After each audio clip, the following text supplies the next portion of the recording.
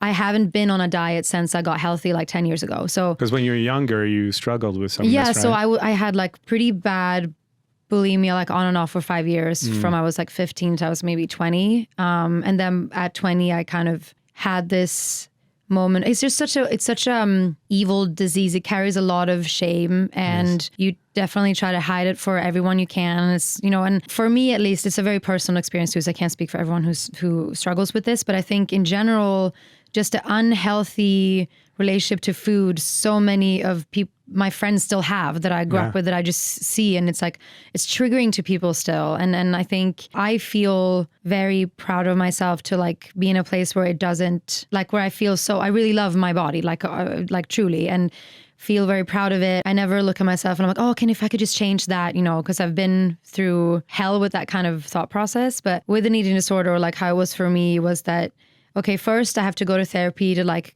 kill the behavior and like stop the vicious sort of like circle of habits you have. And after you've done that, you have to go to therapy to deal with what actually is going on, because it's rarely about food or what you look like. Deeper. There's something deeper. Sure. And so it was a long, long time of recovery for me to really get properly well.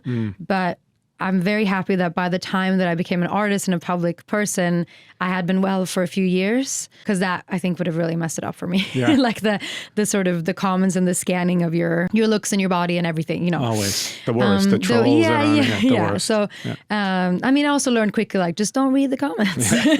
Just don't look too deep into the, But you also have a platform now where you can help millions of people, which I think in a way is something great about what's going on now, because there are so many ways for people to get information now and to help them. Yeah. So I guess if it is cathartic for you to talk about stuff like this, and then it helps a lot of younger people. Yeah. I feel like everyone has a weird relationship with food. So many people do. Like 80% of people, if you really break it down, probably have some strange relationship with food and the dynamic. For me, it's just such a, like, and that's what was kind of the thing with going on this diet again and remembering you're just so exhausted from constantly counting calories and thinking about what you're supposed to eat and not eat. And I just remember when I was feeling at my worst, I couldn't listen to songs about body positivity. It just made me feel like a failure because I wasn't feeling that way about myself. I wanted to listen to songs where people were feeling the way I was feeling. And so, because there was nothing else that you could relate to at that point. No. You just like carry this feeling of self-hatred, shame, and failure, and it trickles into everything else in your life. It's exhausting. Yeah.